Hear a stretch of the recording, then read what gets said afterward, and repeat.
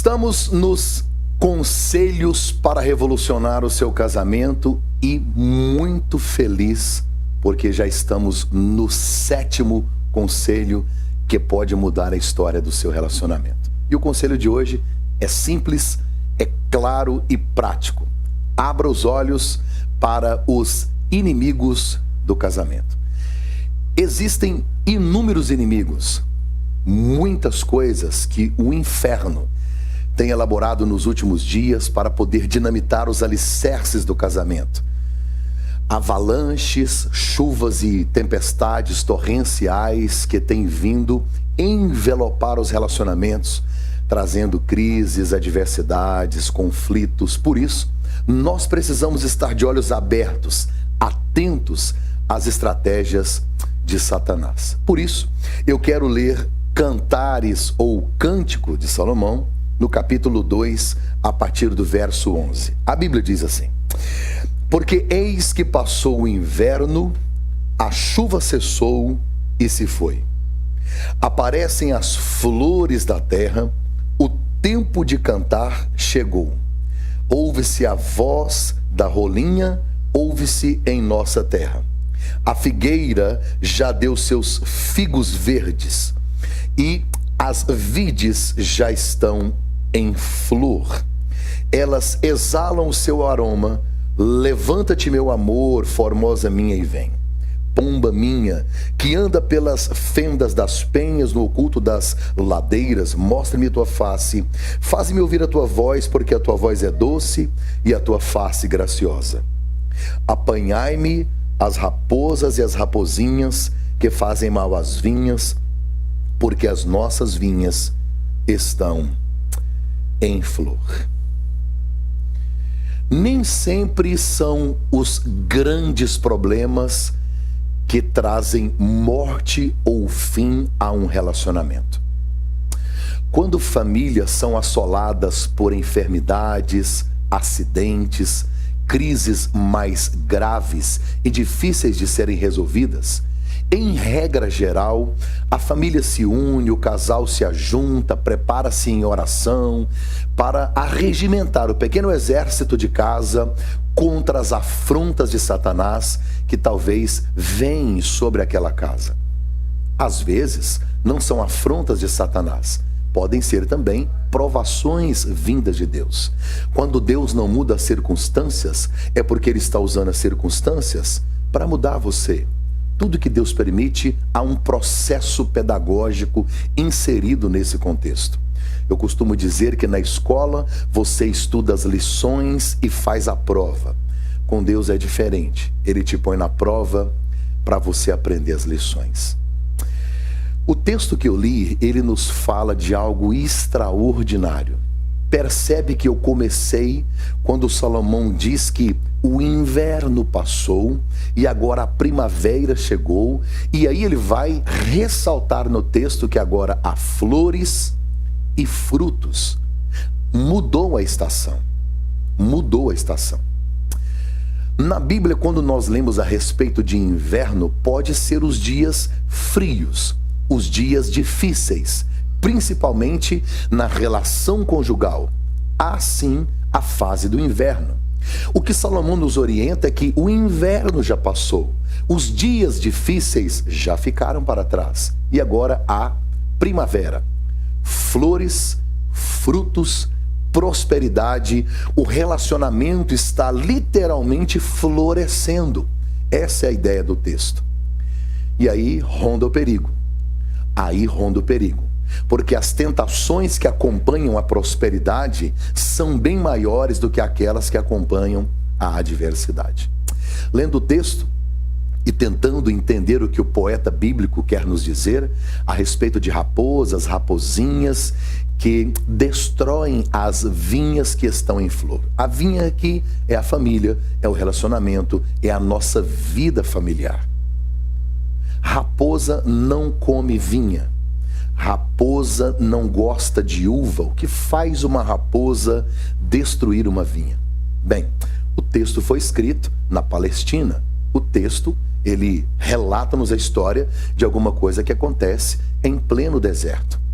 Se a vinha no deserto ela floresce, ela encontrou o bem mais precioso daquela região: água.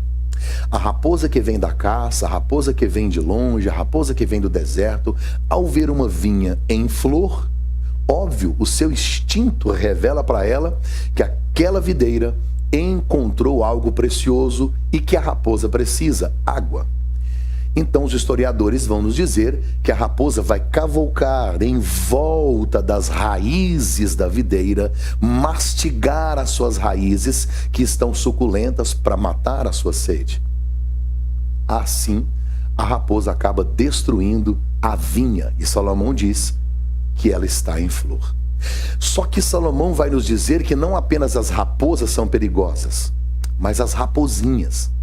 Nem sempre as coisas grandes que aparecem são tão perigosas quanto aquelas que sorrateiramente cercam a nossa videira, cercam a nossa vinha, aproximam-se da nossa família, quanto as pequeninas raposas. Por quê?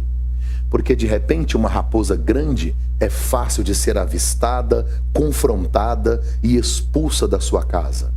Mas e as raposinhas pequenas, que parecem tão inofensivas?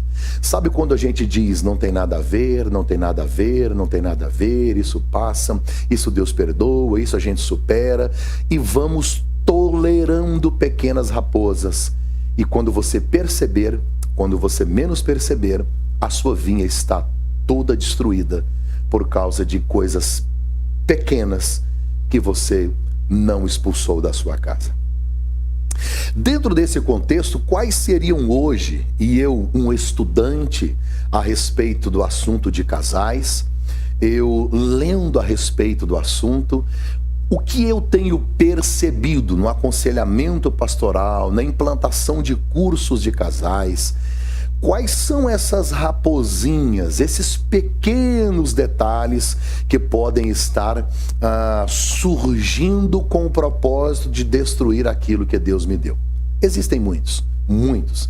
Inclusive nesse curso você vai aprender sobre alguns que são simplesmente muito mais graves que outros. Já falei sobre sexualidade, ainda vamos falar sobre finanças, assuntos pertinentes, interessantes e que nós precisamos estar atentos. Mas aqui alguns outros que eu acho que são relevantes no que diz respeito a casamento.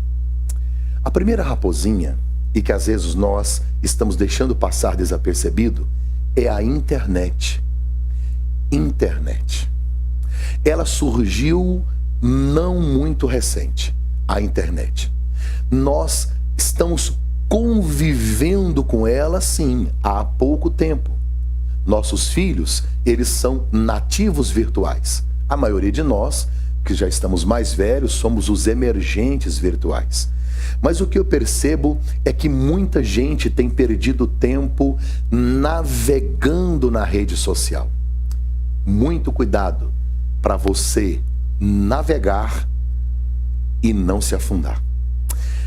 Quanto tempo você passa na rede social? Quanto tempo você investe na internet? Na sua casa tem regras, limites para a rede social e para a internet? O que vocês determinaram a respeito do assunto? Porque a internet chegou, invadiu, entrou, dominou e muitos de nós não estávamos preparados. Na hora do almoço, da janta, eu quero fazer uma pergunta específica aos casais. A rede social e a internet dominou a sua cama? O que tem lugar, espaço na sua cama? O celular ou seu cônjuge? Escute, tudo que não é alimentado morre. Eclesiastes capítulo 3, Salomão vai nos falar sobre o tempo. Há um tempo determinado para todas as coisas. E aí você pode abranger o assunto de inúmeras maneiras. Mas dentre as coisas que há tempo, ele diz que há tempo de semear e há tempo de colher. Muita gente está orando por uma semente que não plantou. Como é que eu quero colher no meu relacionamento uma semente que eu nunca plantei? Nunca dediquei tempo para ela. Estava envolvido com internet e com rede social. Salomão diz também em Eclesiastes 3 que há um tempo de abraçar e um tempo de deixar de abraçar. Sabe qual o problema? É que nós estamos tão ocupados com a rede social que só há tempo para deixar de abraçar, conectados fora e desconectados dentro.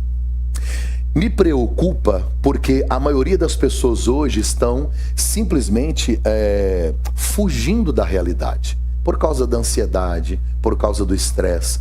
Você vai concordar comigo que a vida virtual é muito mais prazerosa, mais simples do que a vida real. É que a vida virtual não te confronta, não te amadurece, não te faz crescer, não te torna homem, não te torna mulher. A vida virtual é uma falácia, uma mentira, é um engodo. Por isso eu prefiro a vida virtual. Porque na vida real tem cheiro, tem barulho, na vida real tem confronto, tem olho no olho, na vida real tem prestação de contas. Você tem vivido a maior parte da sua vida na vida real ou na vida virtual? O apóstolo Paulo diz assim: quando eu era menino, fazia coisas de menino. Agora que eu cresci, deixei de fazer coisas de menino. Quando eu invisto o meu tempo única e exclusivamente na vida virtual, eu estou me tornando um adolescente.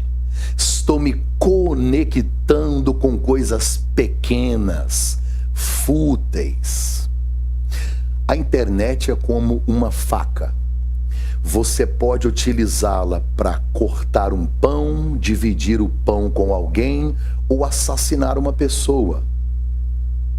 Você assiste esta aula hoje através da internet. A decisão do que fazer com seu tempo na internet, na rede social, é sua. O aproveitamento que você vai ter depende da sua maturidade.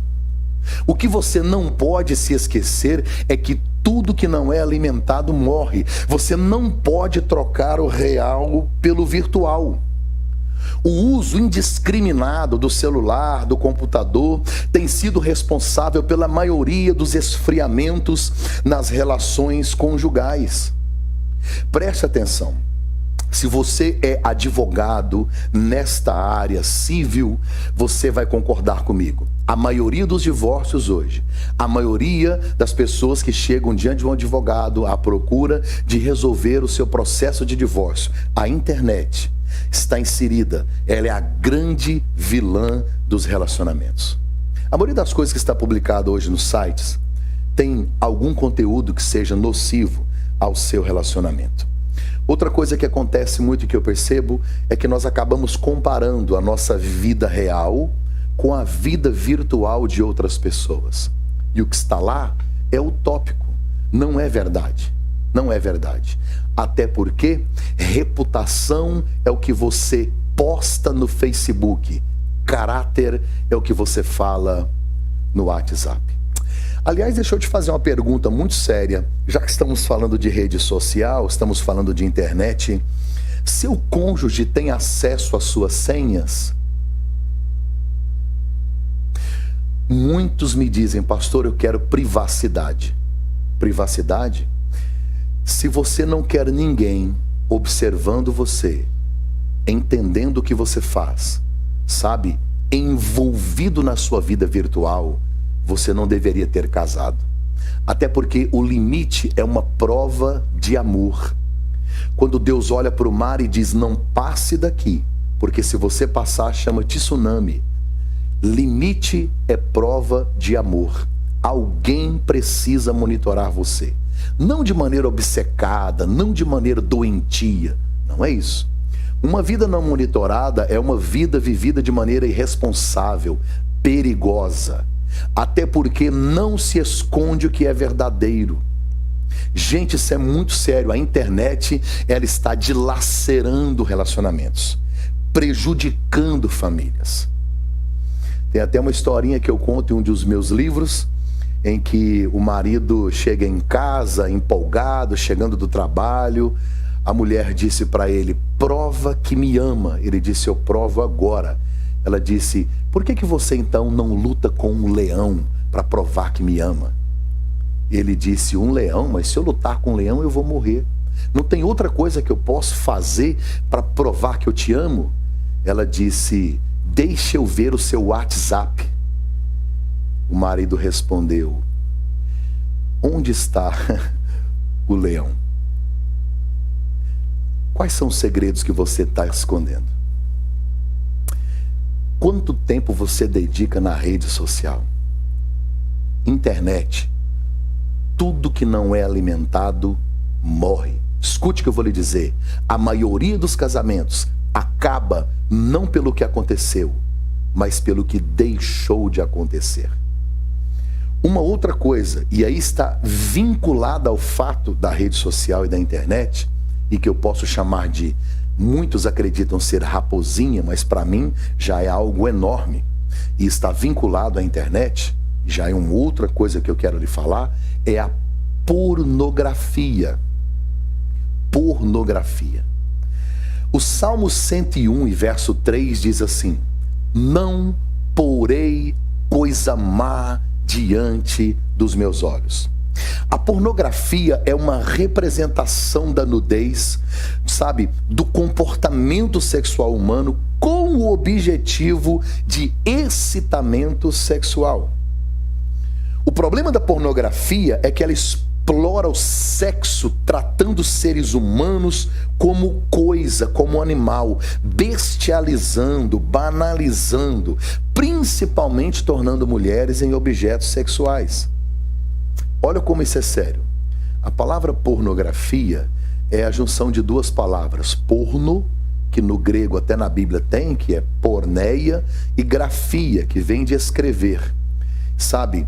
E a palavra grega na Bíblia, porneia, tem a ver com relações sexuais ilícitas. A palavra porneia no grego na Bíblia tem a ver com imoralidade, com impureza de maneira geral, impureza sexual.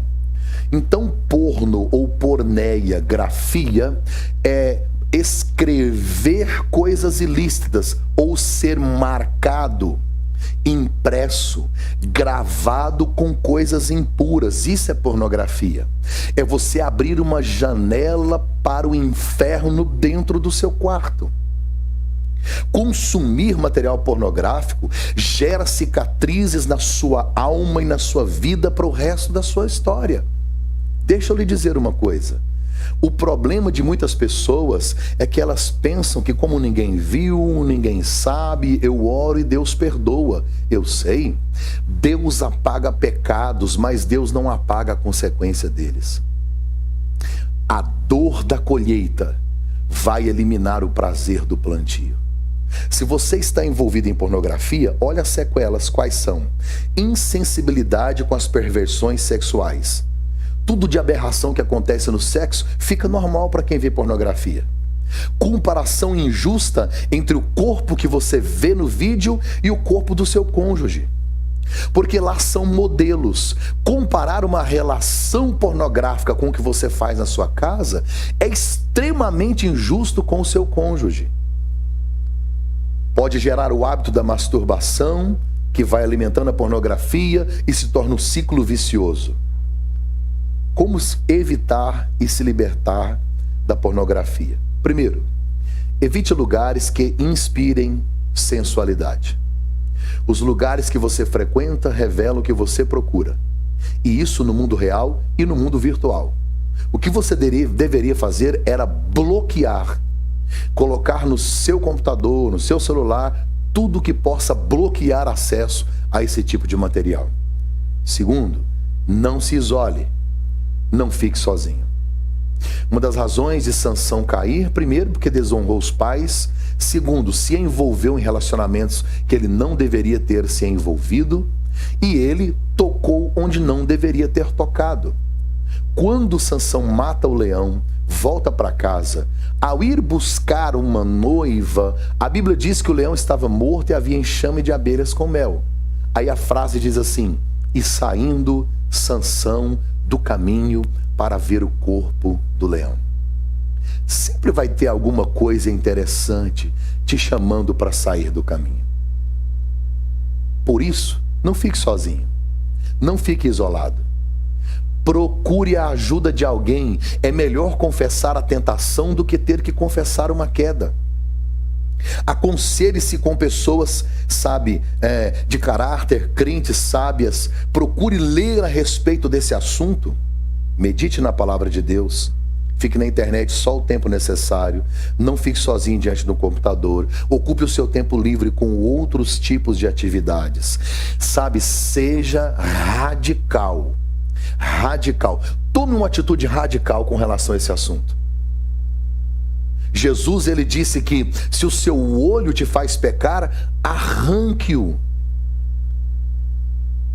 Pelo amor de Deus, será que você não está entendendo que literalmente não é para arrancar o olho, mas quem sabe deixar de acessar alguma coisa de maneira radical, cortar a internet, cortar tudo.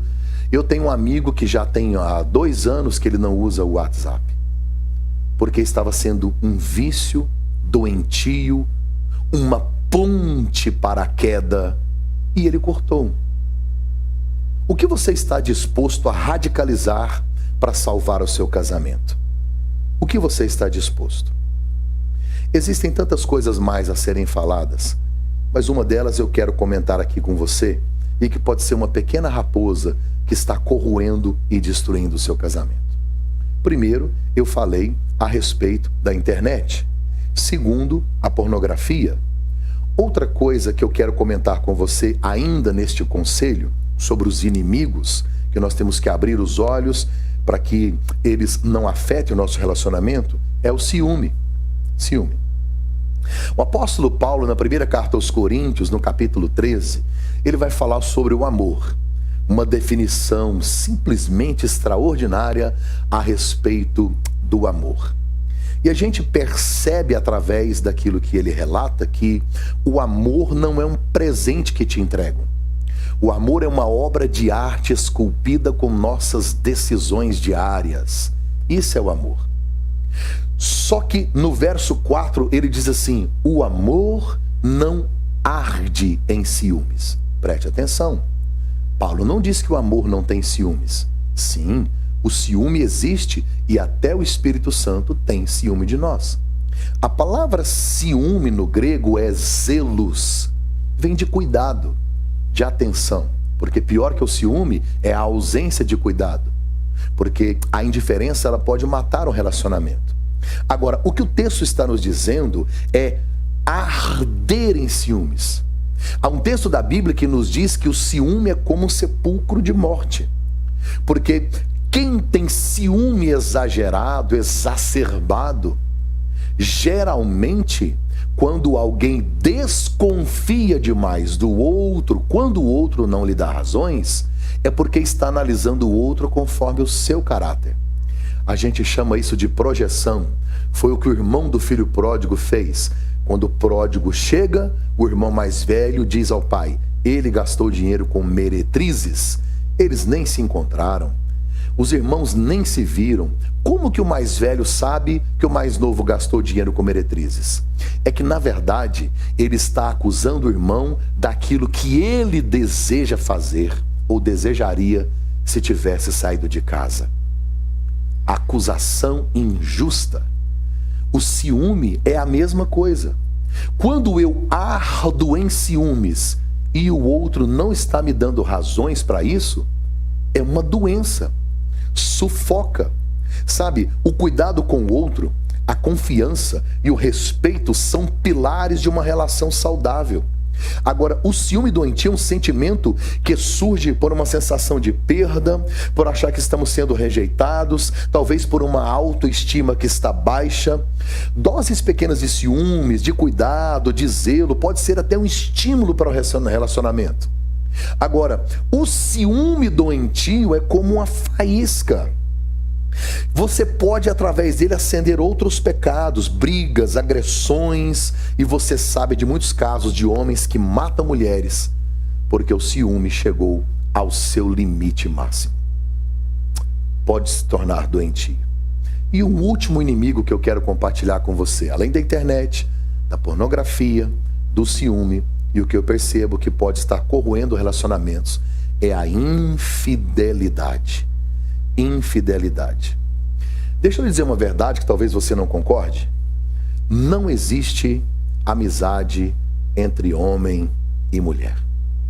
Existem colegas, irmãos de igreja e tantas outras coisas, mas você é casado, você é macho, você não tem uma amiga.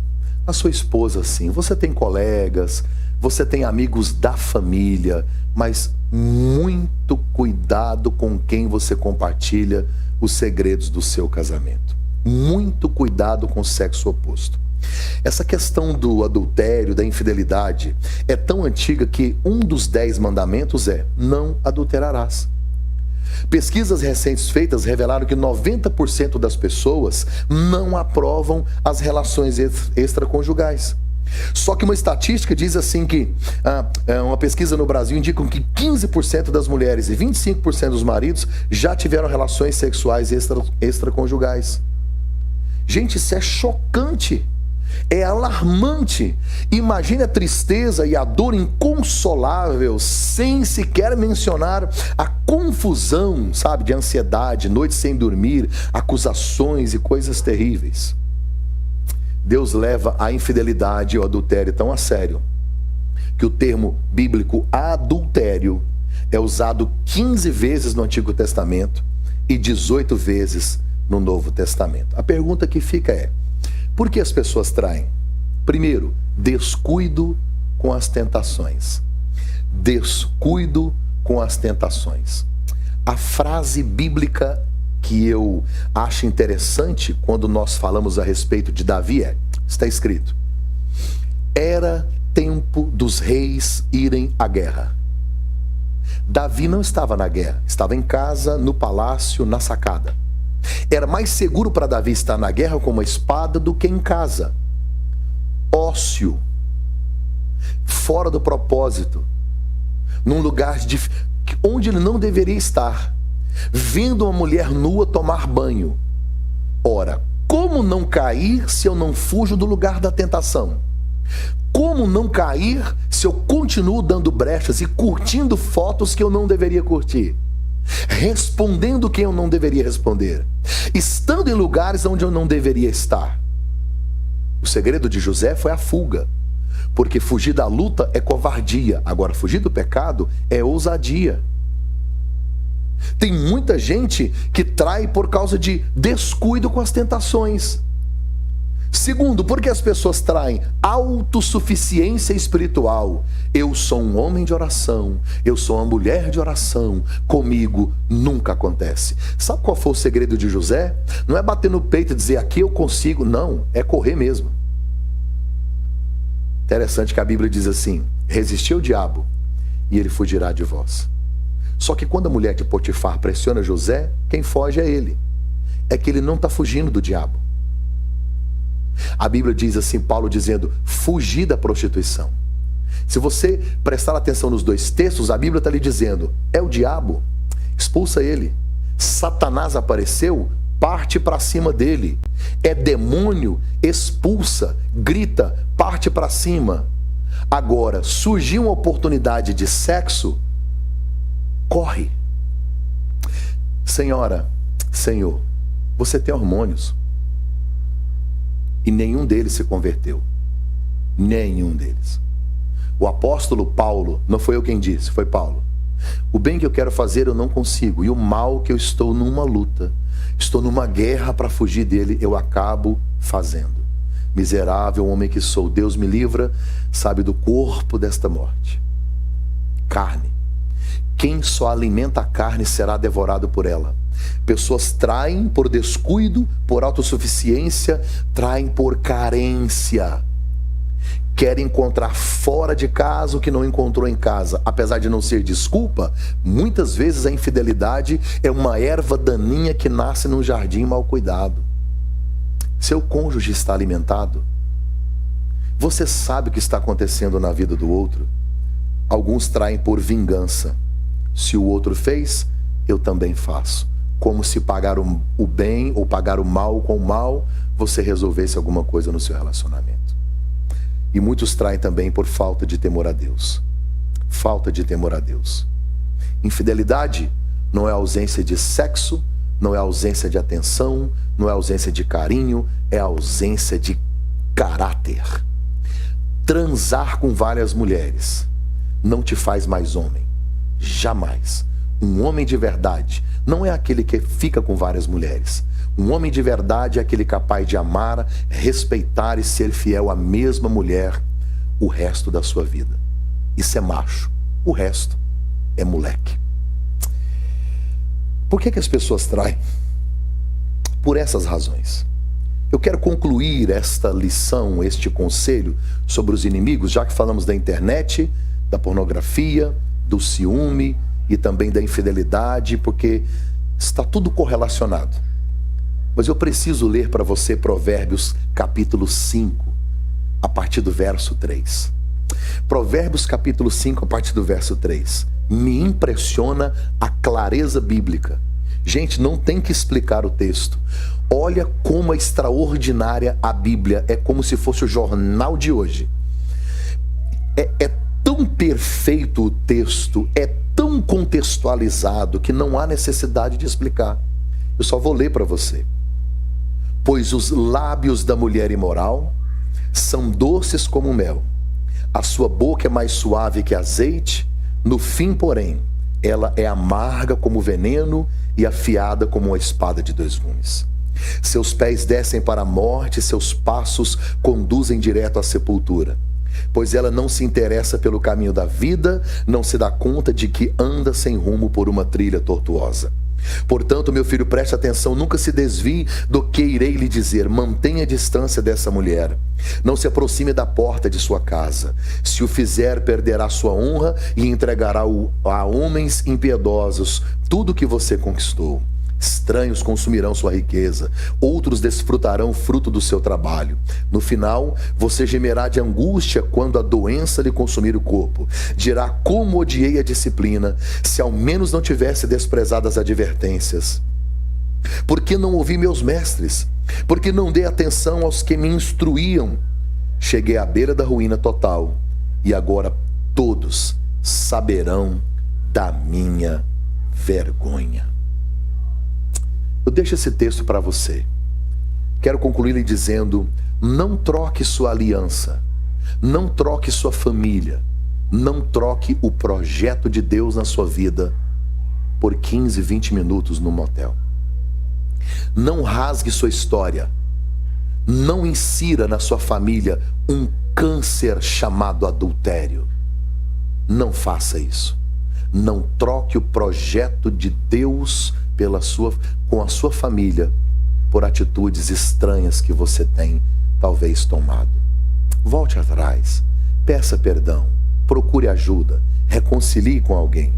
O verso 15 que eu li lá no início da aula diz assim: apanhai-me as raposas e as rapozinhas, porque elas destroem as vinhas estão em flor. Abra os olhos para os inimigos, as grandes raposas, mas não se esqueça que as pequenas raposas também estão à espreita da sua casa. Deus te abençoe e vamos agora para o próximo conselho.